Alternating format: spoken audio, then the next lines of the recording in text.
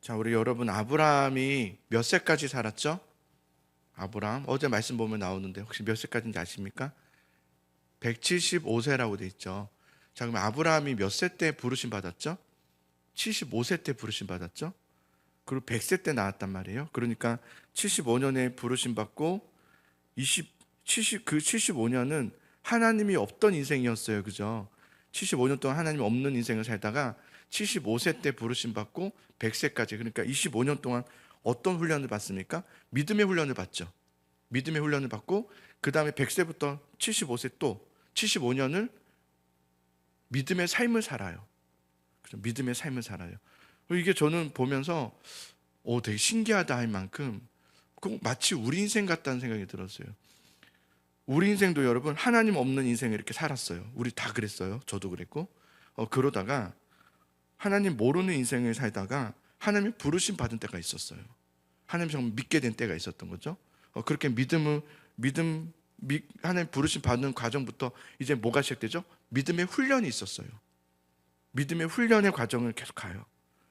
그러면서 믿음의 그 과정 훈련을 통과하면서 이제 끝이 아니라 그때부터 남은 주님이 부르시는 그날까지 뭐 하냐면 믿음의 삶을 삽니다. 주님 오라 할 때까지 믿음의 삶을 충실히 살아가요. 내 생명이 다하는 그날이 다 있어요. 우리 각자에게는 그 시간까지 믿음의 삶을 열심히 살아가다가 부르심 받는 인생이 바로 우리 인생이다 라는 생각이 들었어요. 모세도 보면 여러분 40년 동안 그 애굽의 왕궁에서 있지 않습니까? 그러다가 그가 80세에 부르심 받아요. 그러니까 40년은 하나님 없는 인생 이렇게 살다가 나머지 40년은 훈련을 받는 인생을 살죠. 그리고 80세 때 부르심 받고 나머지 40년은 또 어떻게 합니까? 애굽에서 출애굽하고 광야에서 믿음의 삶을 끝까지 살아가고 나서 하나님의 그 사명을 다하고 죽죠.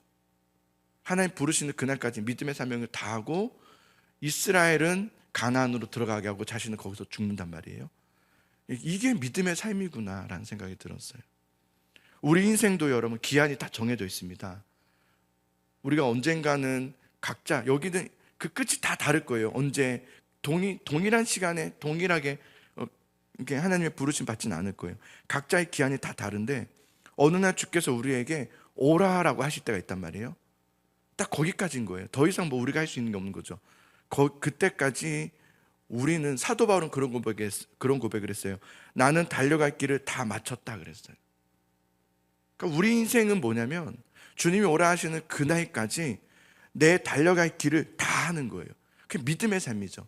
주님이 오라 하는 그날까지 믿음의 훈련의 과정과 믿음의 삶을 끝까지 살아내는 거예요. 아브라함은 자신이 정해진 기간이 있었어요. 자신은 몰랐지만 그 정해진 기간을 하나님이 딱 알고 계셨죠. 그래서 75세 때 부르시고 100세 때 주시고 나머지 또 75년은 믿음으로 사는 삶을 하나님은 딱 알고 계셨어요. 아브라함은 그 자신의 인생 동안에 어떻게 삽니까? 부르심 받고 나서 훈련을 하고 그리고 믿음의 삶의 75년을 정말 믿음의 삶으로 가득 채워서 감당합니다.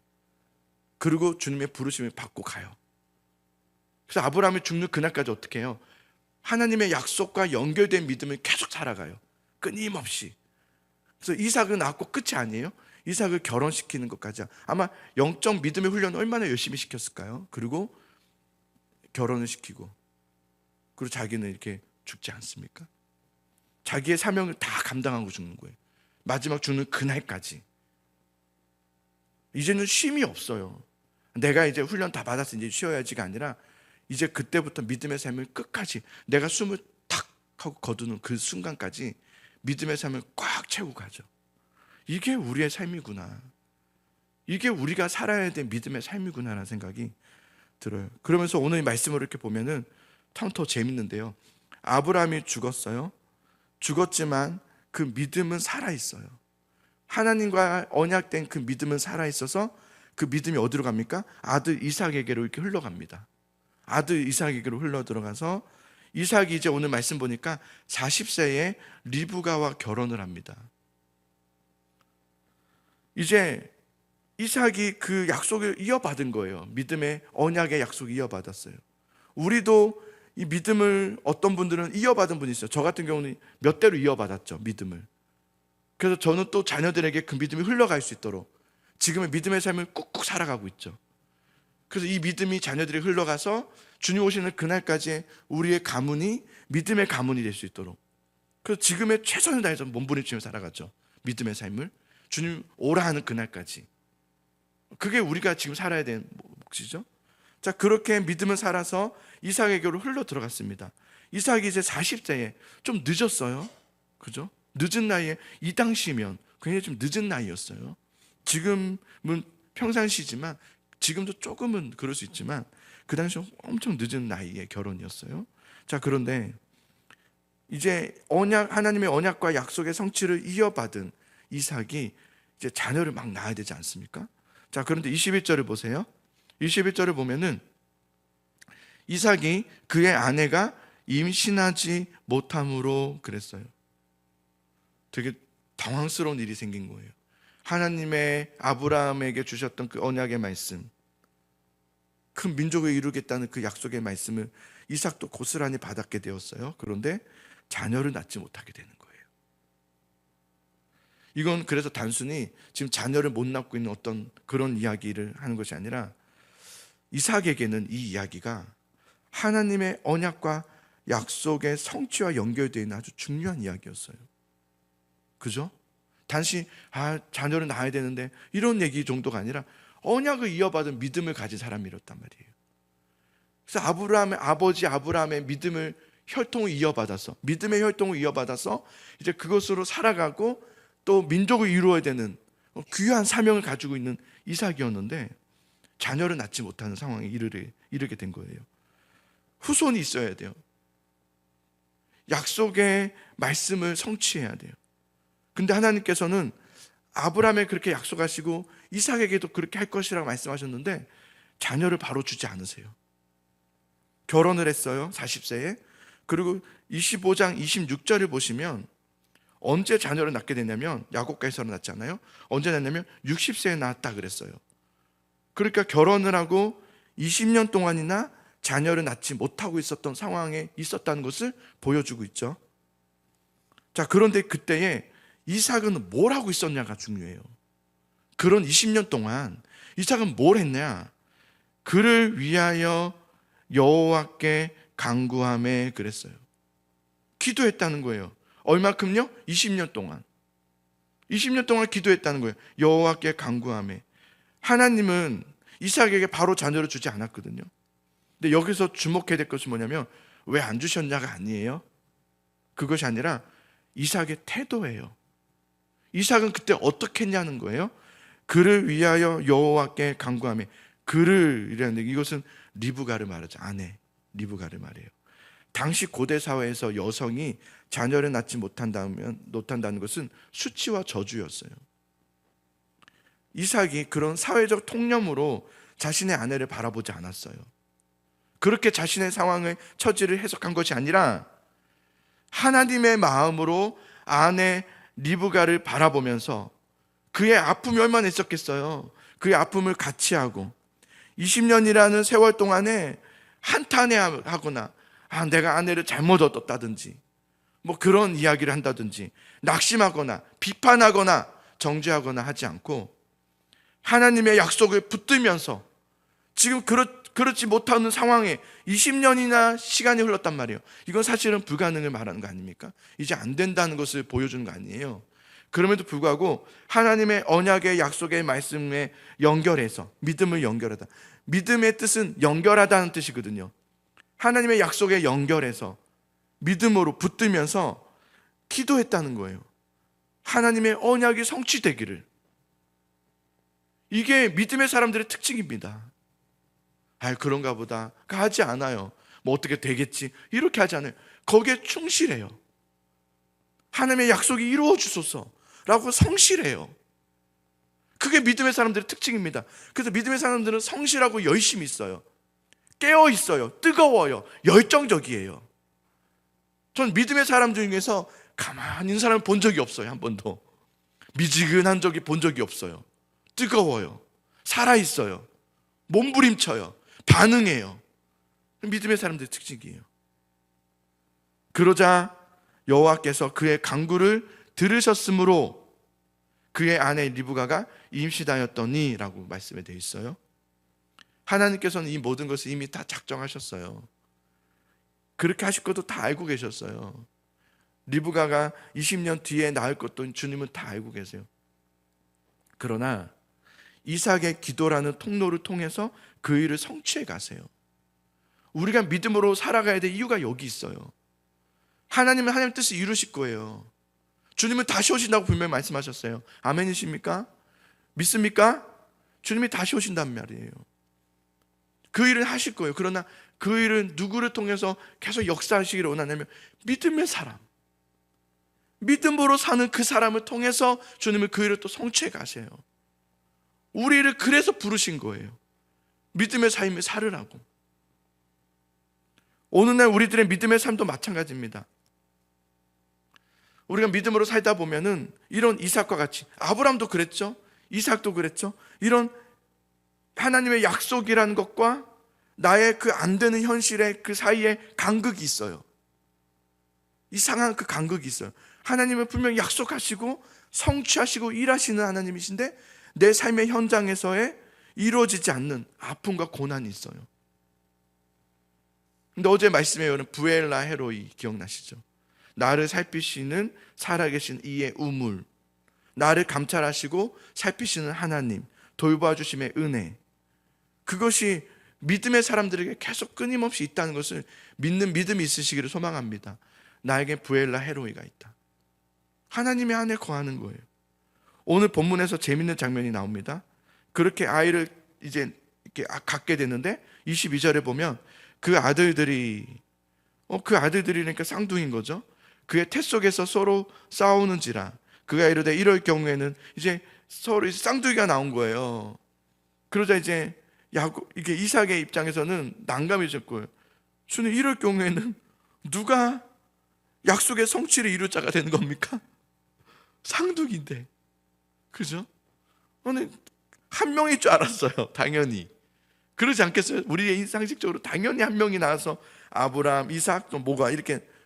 근데 갑자기 쌍둥이니 주님 이럴 때는 어찌할꼬? 이렇게 물어요. 22절에 어찌할입니까?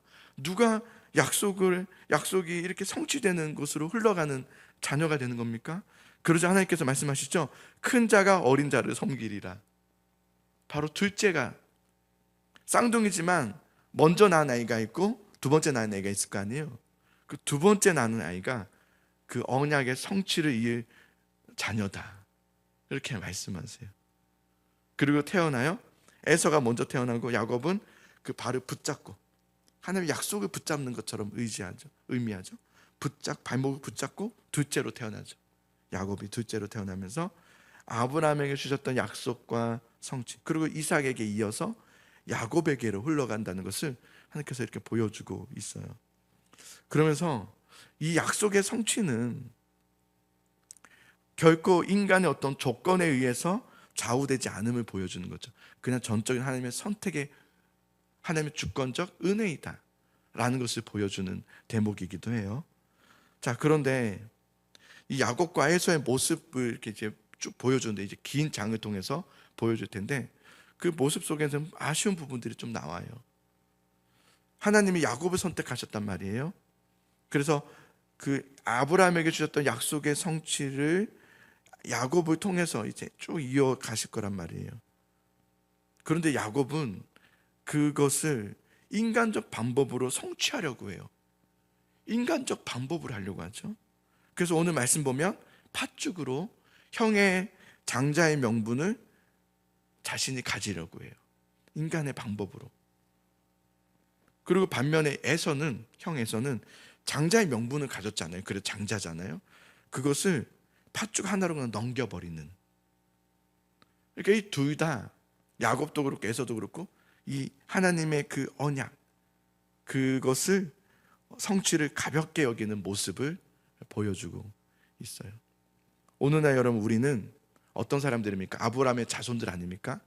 우리는 아브라함의 자손들이란 말이에요. 믿음으로, 예수 그리스도로, 어떤 혈통으로가 아니라 믿음으로 우리는 하나님의 아브라함의 자손, 그 믿음의 대를 이어받는 사람들이 되었단 말이에요. 그래서 창세기를 보면서 이게 되게 놀랍죠? 내가 바로 아브라함, 이삭, 야곱, 우리, 뭐 이런 식으로 연결돼 우리까지 왔단 말이에요. 이건 대단한 은혜 아닙니까? 그죠? 그래서 이게 우리 가문 이야기예요. 여러분의 가문의 이야기란 말이에요. 그래서 되게 놀랍지 않습니까?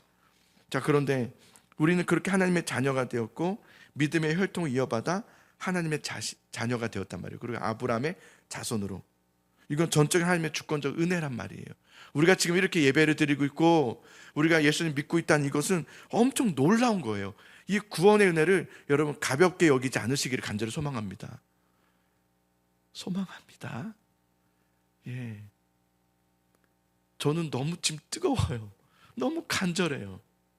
이 구원의 은혜. 이게 그 고난주간 특세 때부터 해서 이 구원이 얼마나 놀라운지. 야, 그래서 우리가 정말 제대로 된 나부터 해서 우리가 정말 깨어서 진실되게 주님 앞에 예배하면 좋겠다. 그런 생각이 정말 많이 들어요. 네, 아마 여러분 초대교회 사람들이 현대 우리 오는 날 우리들의 예배를 이렇게 오잖아요. 그 성도들이 그들은 순교하는 성도들 아니었습니까? 그들이 아마 우리 예배를 보면 기가 찰 것 같아요. 이걸 예배라고 하고 있냐고 막 뭐라 할 것 같아요. 사도 바울도 갈라디아서나 에베소나 엄청나게 화를 막 내거든요. 근데 그들은 그래도 순교 정신이 있었거든요.